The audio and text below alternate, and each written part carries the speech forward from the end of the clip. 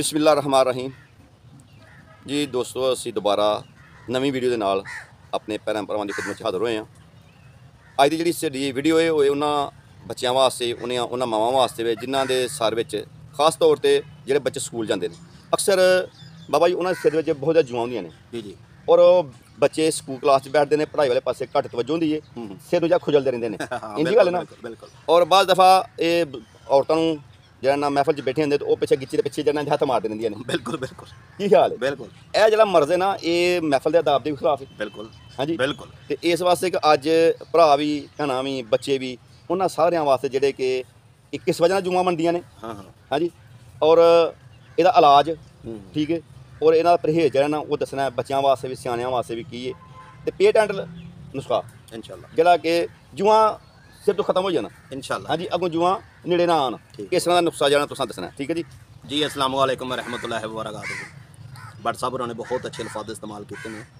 पंजाबी च अगर समझाने की कोशिश करिए भी हत्थ विच ही ना, यह हत्थ सिर दे विच ही हर वेले बच्चे भी ते स्कूल जाने वाले बच्चों के सिर च भी बड़ियां जुआं होंदियां, धक्खां होंदियां। और कई गलतफहमी ये भी कि बीबियां के सिर च जूं होए ना तो गल ही मुकांदियां अगर ना मुकन ते। इहो जे साडे ते खानदानी साडे सिर च टिंडे खूह है।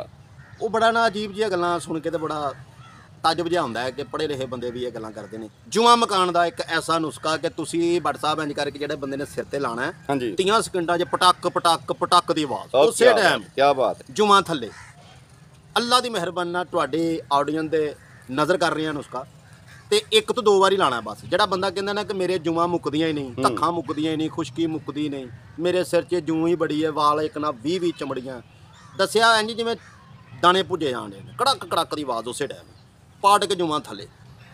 ਨੁਸਖਾ ਸੁਣ ਲਵੋ ਕਿ 120 ਗ੍ਰਾਮ ਸਰਸੋਂ ਦਾ ਤੇਲ ਲੈਣਾ, ਪਿਓਰ ਹੋਵੇ ਠੀਕ ਹੈ। ਇਹਦੇ ਅੰਦਰ 50 ਕਤਰੇ ਕਾਰਬਾਲਿਕ ਐਸਿਡ ਪਾ ਲੈਣਾ। ਇਹ ਕਾਰਬਾਲਿਕ ਜਿਹੜਾ ਹੋਵੇ ਜਾਂ ਖਾਸ ਕਰਕੇ ਹਤਾਨੀ ਦਾ ਹੋਵੇ ਤੇ ਜਾਂ ਖਾਸ ਕਰਕੇ ਕੜਛੀ ਦਾ ਵੀ ਤੁਸੀਂ ਲੈ ਸਕਦੇ ਹੋ। 50 ਕਤਰੇ ਡਰਾਪ ਦੇ ਪਾ ਕੇ ਇਹਨੂੰ ਹਿਲਾ ਲੈਣਾ। ਇਹ ਬਿਲਕੁਲ ਵਾਈਟ ਇੱਕ ਤੇਲ ਬਣ ਜਾਏਗਾ ਆਇਲ। ਇਨਸ਼ਾਅੱਲਾ ਜਿਸ ਬੱਚੇ ਦੇ ਸਿਰ 'ਚ ਤੁਸੀਂ ਲਾ ਦੋਗੇ 5 ਮਿੰਟ ਕੋਲ ਭਾਲੋ ਬਸ, ਪਟਕ ਪਟਕ ਫਿਰ ਗਿਣੀ ਜਾਓ ਕਿੰਨੀਆਂ ਕੁ ਜੂਆਂ ਪਾਟਣ ਡੀਆਂ। ਅੱਲਾ ਦੀ ਰਹਿਮਤ ਨਾਲ ਦੁਬਾਰਾ ਹੋਣਗੀਆਂ ਵੀ ਨਹੀਂ। ਇਹ ਬੜੀ ਵਾਰੀ ਲਾਉਣਾ ਪਏਗਾ ਤੇ ਇੱਕ ਜਾਂ ਹੱਦ ਦੋ ਵਾਰਾਂ। ਅੱਧੇ ਘੰਟੇ ਬਾਅਦ ਉਹਨੂੰ ਨਵਾ ਦਿਓ ਕੱਪੜੇ ਧੋਣ ਵਾਲੇ ਸਾਬਣ ਨਾਲ। ਦੁਬਾਰਾ ਜ਼ਿੰਦਗੀ 'ਚ ਉਹਨਾਂ ਵਾਲਾਂ 'ਚ ਜੂੰ ਨਹੀਂ ਪਏਗੀ, ਧੱਕ ਨਹੀਂ ਹੋਏਗੀ, ਜੂੰ ਸੂਵੇਗੇ ਨਹੀਂ, ਆਂਡੇ ਨਹੀਂ ਹੋਣਗੇ ਵਗੈਰਾ ਵਗੈਰਾ ਜਿੱਥੇ ਜੋ ਵੀ ਹੈ। ਇਹ ਬੜਾ ਕਮਾਲ ਦਾ ਨੁਸਖਾ ਤੇ ਖਾਸ ਕਰਕੇ ਬੱਚਿਆਂ ਦੀ ਨਜ਼ਰ ਕਰ ਰਹੇ ਹਾਂ ਕਿ ਬੱਚੇ ਸਕੂਲ ਵਾਲੇ ਨੇ, ਇੱਕ ਬੱਚੇ ਨੂੰ ਉਹਨਾਂ ਦੇ ਨਾਲ ਦੂਸਰੇ ਨੂੰ ਵੀ ਪੈਂਦੀਆਂ। ਬਿਲਕੁਲ। ਤੇ ਇਹ ਖਾਸ ਕਰਕੇ ਅਗਰ ਤੁਹਾਡੇ ਬੱਚਿਆਂ ਦੇ ਸਿਰ 'ਚ ਨਹੀਂ ਵੀ ਤਾਂ ਰਿਕੁਐਸਟ ਉਹਨਾਂ ਮਾਵਾਂ ਅੱਗੇ ਭੈਣਾਂ ਅੱਗੇ ਕਿ ਆਪਣੇ ਬੱਚਿਆਂ ਨੂੰ ਲਾਜ਼ਮੀ ਲਾਇਆ ਕਰੋ, ਆਪਣੇ ਸਿਰ 'ਚ ਵੀ ਲਾਇਆ ਕਰੋ। ਬੰਦਾ ਅੱਛਾ ਨਹੀਂ ਲੱਗਦਾ ਕਿਸੇ ਮਹਿਫਲ ਦੇ ਵਿੱਚ ਬੈਠਿਆਂ ਬੀਬੀਆਂ ਦੋ ਬੈਠੀਆਂ ਹੋਣ। ਤੇ ਮੈਂ ਇੱਕ ਦੇਖਿਆ ਜੀ ਦਵਾਖਾਨੇ ਤੇ ਆਈ ਸਾਡੇ ਕੋਲ ਬੀਬੀ ਤੇ ਉਹ ਨਾ ਦੱਸਿਆ ਜੀ ਮੇਰੇ ਕੰਧੇ ਨੂੰ ਦਰਦ ਹੁੰਦੀ ਹੈ, ਇਹ ਹੱਥ ਉਹਦਾ ਇੰਜ, ਮੇਰੇ ਲੱਕ 'ਚ ਦਰਦ ਹੁੰਦੀ ਹੈ।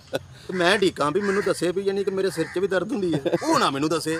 ਤੇ ਮੈਂ ਉਹਨੂੰ ਆਖਿਆ ਵੀ ਸਿਰ 'ਚ ਕਿੱਥੇ ਦਰਦ ਹੁੰਦੀ? ਉਹਨੇ ਕਿਹਾ ਸਿਰ 'ਚ ਦਰਦ ਨਹੀਂ ਹੁੰਦੀ। ਤੇ ਮੈਂ ਹੱਥ ਅੱਧਾ ਘੰਟਾ ਹੋਇਆ ਰੱਖ ਛੱਡਿਆ। ਉਹਨੇ ਆਖਿਆ ਮੈਨੂੰ ਜੂਆਂ ਪਈਆਂ। ਮੈਂ ਕਿਹਾ ਠੀਕ ਹੈ, ਸਭ ਤੋਂ ਪਹਿਲਾਂ ਦਰਦਾਂ ਨਾ ਮੁਕਾ, ਆਪਣੀਆਂ ਜੂਆਂ ਮੁਕਾ। ਫਿਰ ਉਹਨੂੰ ਮੈਂ ਤੇਲ ਇਹ ਦਿੱਤਾ, ਉਸੇ ਟਾਈਮ ਹੀ ਉਹਨੇ ਲਾਇਆ, ਪਟਕ ਪਟਕ ਦੀ ਆਵਾਜ਼ ਹੋਣ ਲੱਗ ਗਈ। ਬੜਾ ਕਮਾਲ ਦਾ ਨੁਸਖਾ ਹੈ ਤੇ ਕੋਸ਼ਿਸ਼ ਕਰਨੀ ਹੈ ਚੈਨਲ ਨੂੰ ਸਬਸਕ੍ਰਾਈਬ ਕਰਨਾ ਹੈ। ਕਮਾਲ ਨੁਸਖੇ ਔਰ ਤੁਹਾਡੇ ਫਾਇਦੇਮੰਦ। ਅਗਰ ਤੁਸੀਂ ਸਬਸਕ੍ਰਾਈਬ ਕਰੋਗੇ ਤੇ ਜਿਹੜੀ ਵੀਡੀਓ ਅਪਲੋਡ ਹੋਏਗੀ ਇਨਸ਼ਾਅੱਲਾ ਤੁਹਾਨੂੰ ਵਕਤ ਨਾਲ ਮਿਲੇਗੀ।